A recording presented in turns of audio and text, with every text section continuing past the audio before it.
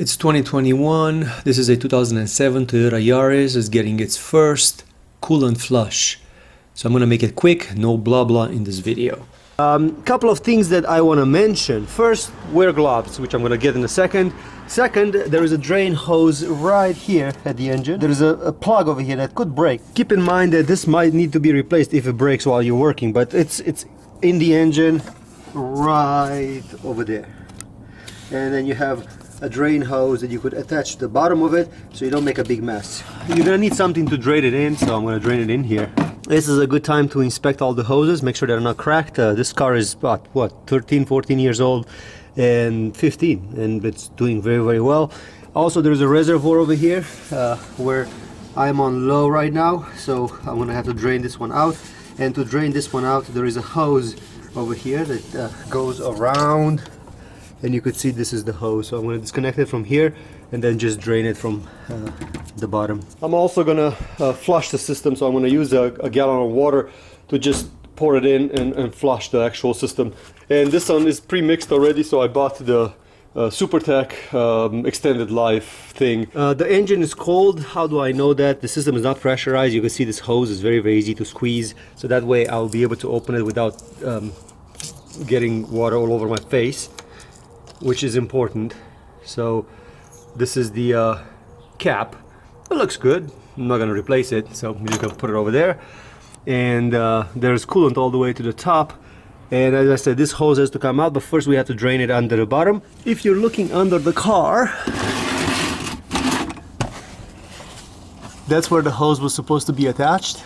And then that's the knob over here that you have to turn. So if you can find a hose that fits over here, like a 6-inch, it will be not much nicer to flow in your bucket. Here's the hose that I found. It doesn't necessarily fit the size, but I'm gonna put it in there and just jam it in place, and then we'll just be sticking out this much, and it will go right in the bucket. To secure it in place, I just put a paper towel over there, and it just holds it in there so I could release the old coolant.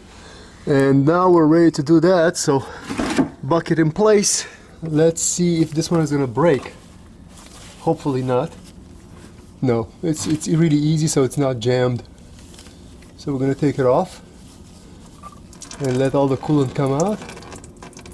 And you can see it coming out, and it's a little bit dirty, that's for sure. It's a good idea to actually measure to see how much you're taking out. So roughly you know if you put enough back in, but it should be about a gallon. In the meanwhile, we're gonna take this hose out. I told you that this is how we're gonna empty out the reservoir. So we're gonna take this hose out from here. This might be a little bit stiff. Hopefully it's not gonna break. I've loosened it up with a little pick, like right under. I've loosened it up, and then now it's coming off. And then there is a clamp over here. It has to go around it and come out and go under the car and just squeeze all the coolant out of the reservoir. And the hose, I ran it down. Now you don't want to have a loop like I do right now, so I'm going to go under the car and pull on this hose so there is no higher part in the bottom of the radiator or the reservoir.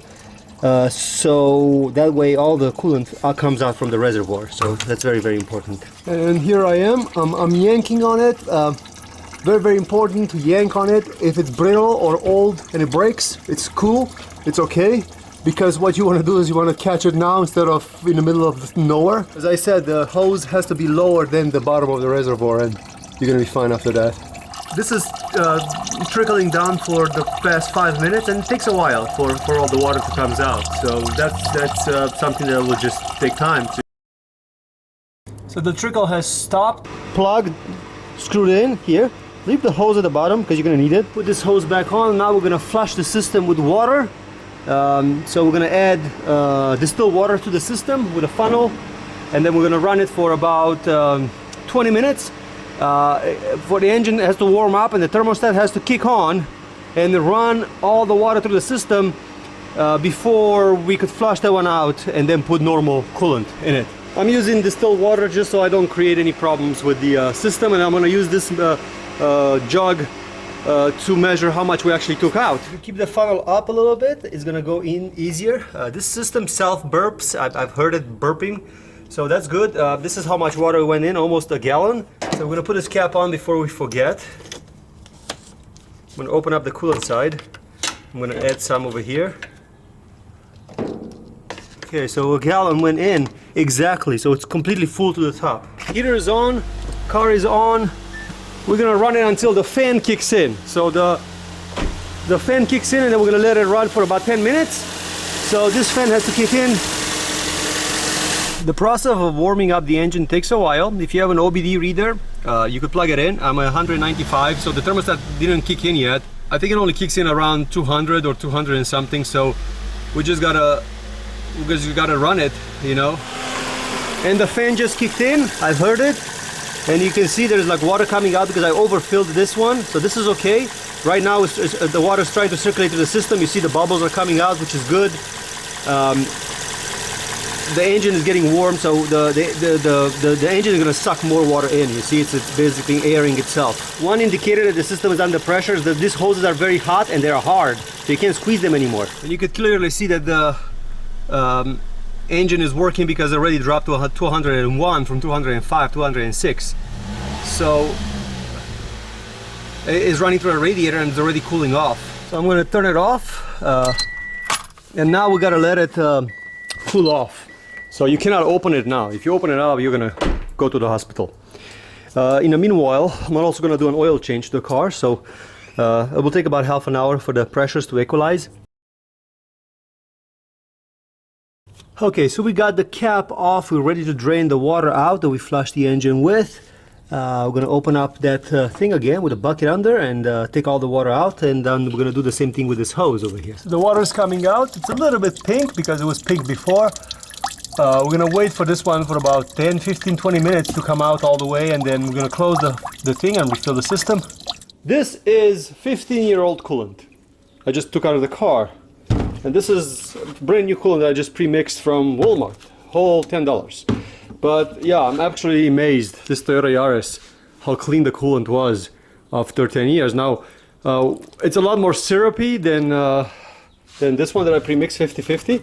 So I'm estimating that it lost a lot of water and it became a lot more concentrate, and that's a bad thing because it will not cool off properly. So I'm glad I did a change. But the car was running fine, so there was no problems with the car. 15 years later, it was just perfect. It's just I did the flush right now and I'm gonna refill it. The bucket can come out. This is the flush system, still pink. This is the hose that I've used, and now it's time to tighten this one out. So I'm gonna put my hand in here and get this one nice and tight, but don't break it. Just like hand tight, like finger tight, you know? I ran the hose already over here. I have this one open and I'm gonna start pouring coolant in here. This is a special funnel that has a extruded part that allows the bubbles to escape, but if you don't have that, just hold it with your fingers like this a little bit higher, and then when you start pouring, pour slowly and you'll see the air will escape on the sides.